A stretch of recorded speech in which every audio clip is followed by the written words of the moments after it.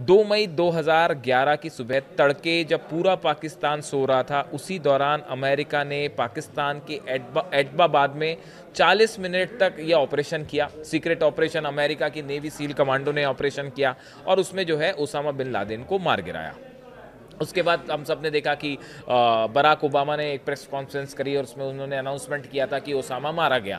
इस तरह का ऐलान हुआ।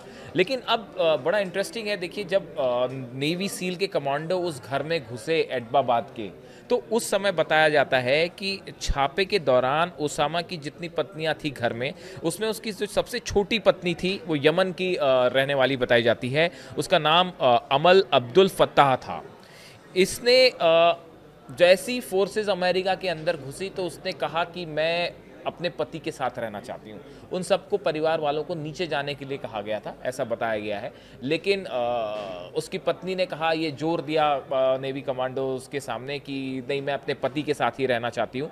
और उसके बाद वहाँ पे जब फायरिंग के हालात बने तो एक गोली जो है वो ओसामा की इस सबसे छोटी पत्नी को भी गोली लग गई और बाद में बताया जाता है कि इलाज के दौरान उसकी मौत हो गई। तो जब ओसामा बिन लादेन पर अमेरिका ने ये पूरा ऑपरेशन चलाया, उसकी मौत हुई, तो उस वक्त क्या उसकी फैमिली भी वहां पर थी, बच्चे भी थे? हाँ, और क्या किसी की मौत भी हुई थी? इस दौरान जो है बताया जा रहा है कि उसकी पत्नियां उसके साथ थी और सभी बच्चे भी, एडबाबाद के 11 बच्चे जो हैं वो एडबाबाद के उसी घर में थे जब ये ऑपरेशन हुआ। और जब ये ऑपरेशन हुआ और सील कमांडो अंदर घुसे तो जैसा कि हमने बताया कि उसकी जो सबसे छोटी बेटी थी, अमल नाम था जिनका, वो उसको गोली लगती है और उसकी मौत हो जाती है बाद में इलाज के दौरान, ऐसी बात सामने आई।